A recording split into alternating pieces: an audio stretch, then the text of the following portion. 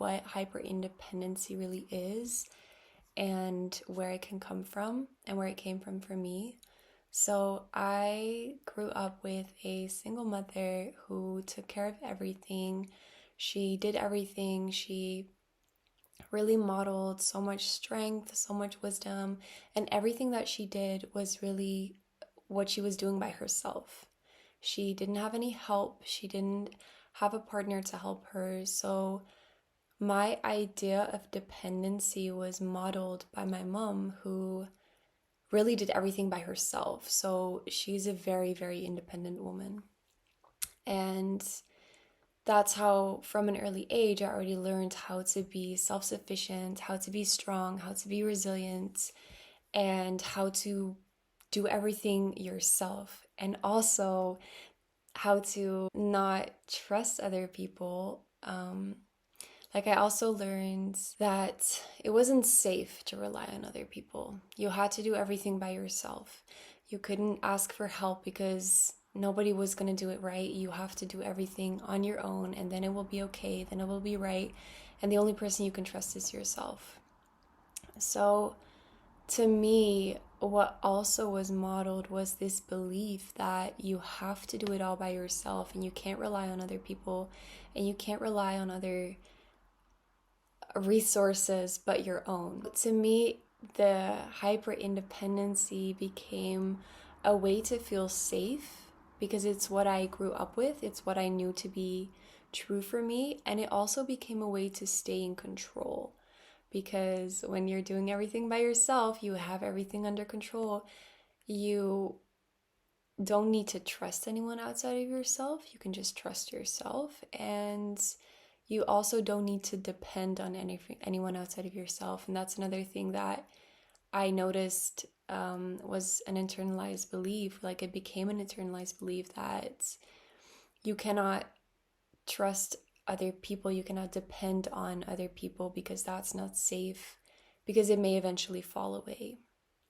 Like what I experienced with my parents separating, that, depending on another person means that it's all going to go wrong and you have to figure it out yourself, and at the end all you can rely on is your own capabilities and who you are and yourself. And to me, I internalized that in such an extent that it became hyper independency. I feel like a healthy amount of independency is good, it's healthy, it's stimulating also for your environment. But if you completely, like what I noticed in myself, want to rely only on yourself and you don't want to trust other people, you don't feel safe to rely or depend on other people, it's also going to make you an insane control freak because you need to handle everything by yourself. And that's what I saw in myself. I wanted to control everything so bad in my life, in my relationships. I noticed that I was the one always determining everything, always controlling everything. And that put me in such a survival mode and such a always just wanting to be in control, that I noticed that's masculine energy, right? Being in control. But then the toxic masculine, I was really in my toxic masculine, really wanting to control everything, really wanting to, be so on top of everything in such a rigid and controlling way that it was like this tightness, like this stuckness is what it felt like. In that, I stepped into this really highly unhealthy masculine energy where I focused only on action, protection, and control, but then in an unhealthy way that it wasn't good for me, it wasn't good for my environment. I became, reflecting back, very manipulative of the people around me because I wanted things to go my way because then I could control it. And of course, the independency, it can serve you in certain ways, but it also left me unconsciously, because I wasn't aware of it at the time, but it left me unconsciously feeling exhausted, feeling disconnected from my true nature, from my more gentle, more soft, more feminine side. And it also left me closed off from receiving support and nurturing from other people. I thought I was the only one that could do that, and that to receive that from others wasn't safe. To receive that from others wasn't going to be, good for me, or it felt like that. So being in that really hyper independent, I have to do everything by myself, I can't rely on other people, really puts you in this unhealthy masculine, which in turn shuts you off from your more soft, more feminine, more receptive and receiving side. So it was actually not until I broke up with my boyfriend and then went celibate for almost 2 years that I started realizing this deep need for healing that hyperindependency within myself. So I started, like, as I started reflecting and sitting with myself and really being with myself, I noticed how I had shown up in relationships, and I was reflecting on my relationships and how I'd shown up, and that's when it came through to me that I was showing up in this really unhealthy masculine way, in this really controlling manner. And that's when I realized, okay, I need to shift. So I feel like it always comes with awareness first, and then, okay, the realization, what can I do to shift? And another thing that I realized once I stepped away from relationships was that my hyper-independency was also intertwined with my avoidant attachment style.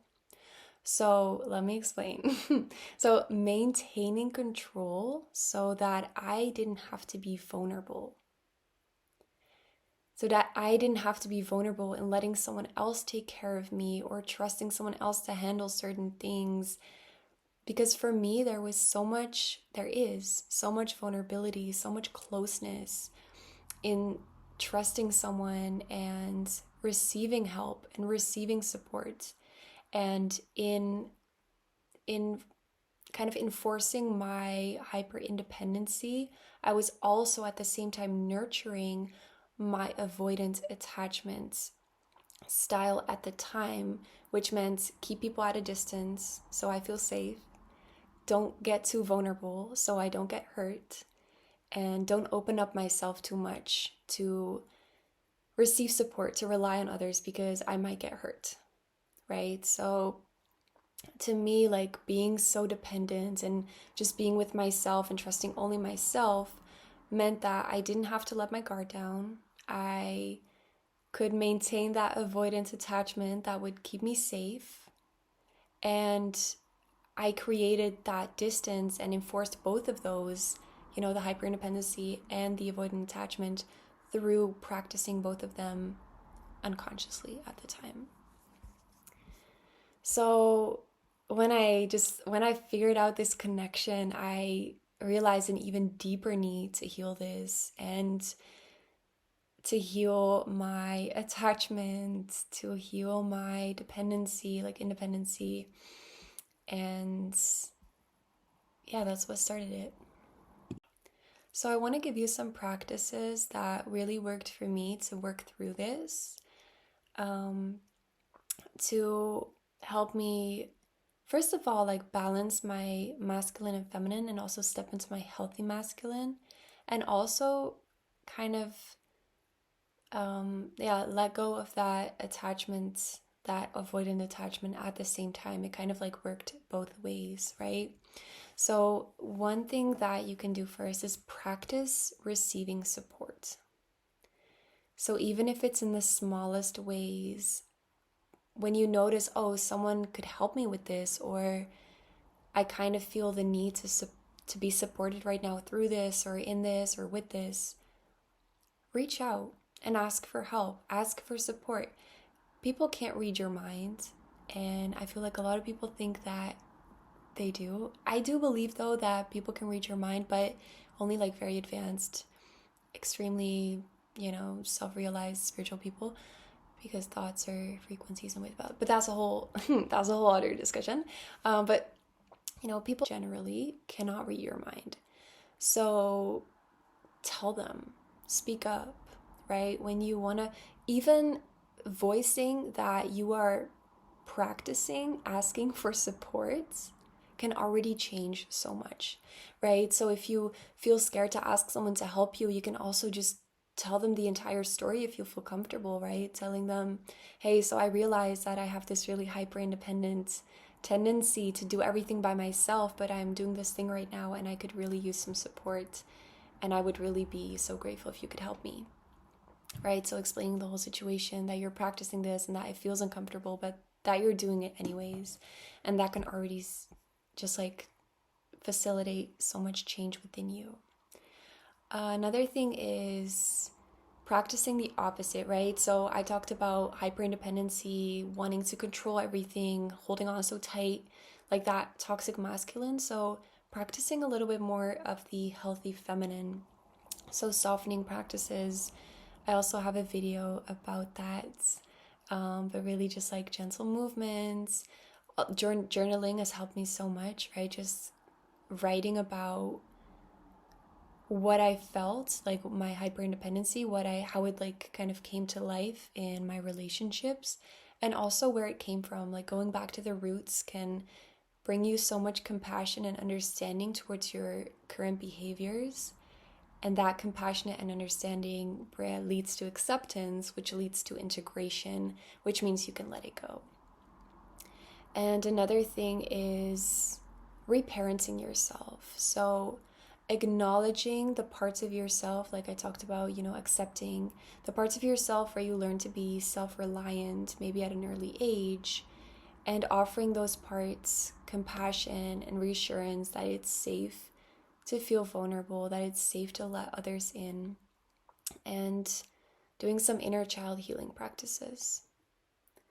Another thing that has worked really well for me was, what was it again?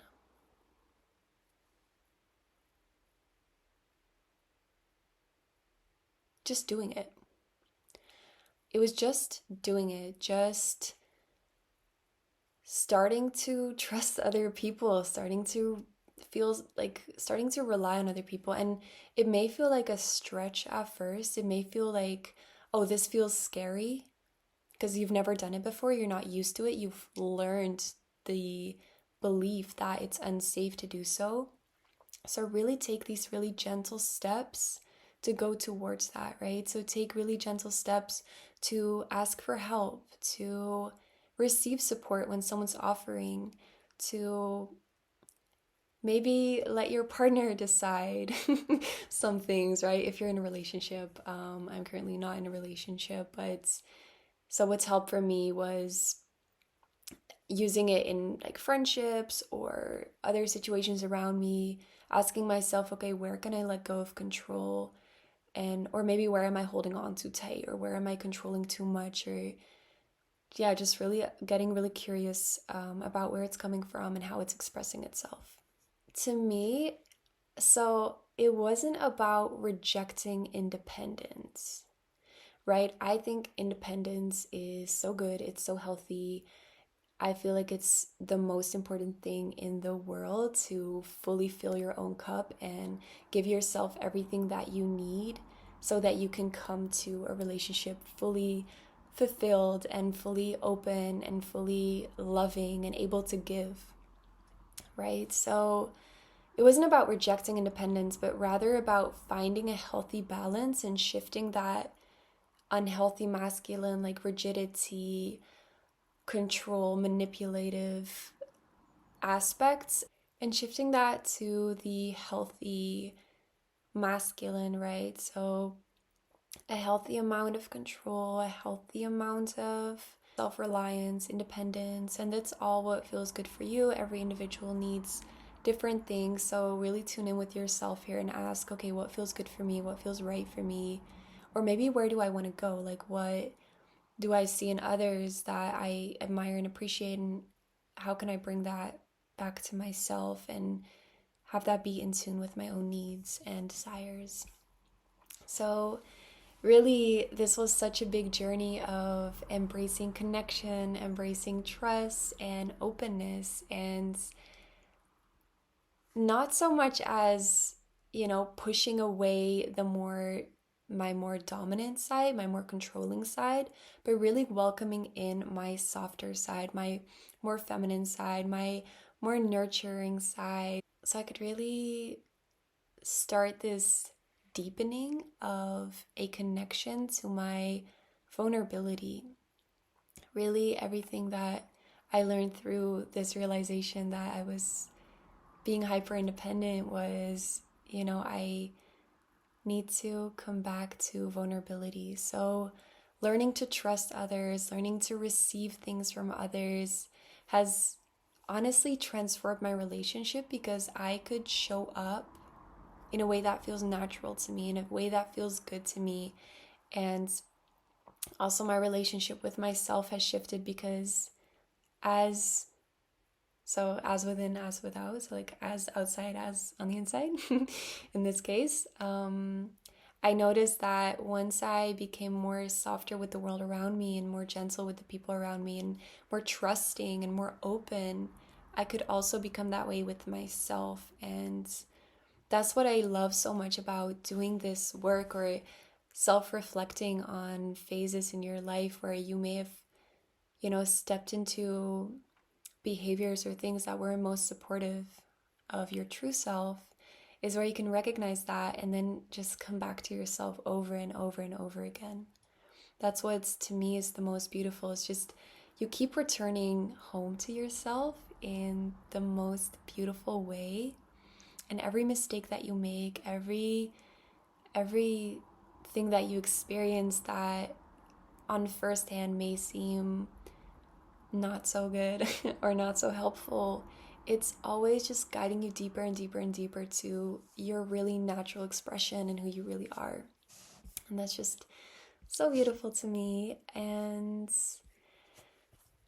yeah, so as we close, I wanted to just invite you to explore the balanced independence, right? So reflect on maybe areas in your life where you may be holding on to some hyper independent tendencies and feeling this disconnect to trusting others or feeling safe to rely on others. And just really start exploring around softening, exploring around receiving, and exploring around what feels good for you and what feels true for you. Just a loving reminder that, it's okay wherever you are. And I just hope that you can maybe get some inspiration or wisdom or just like love and support from me talking about this. And yeah, I hope that, you can find the balance that feels good for you and receive help because you deserve to receive help. You deserve to receive guidance and support in every part of your experience of life. Like you deserve it. You deserve love, you deserve support, and you are so so so worthy of receiving that. And yeah, that's a whole different route, but when growing up we may feel unworthy of supporting or like receiving support. So but you are. So thank you for listening, and I'll see you in the next one.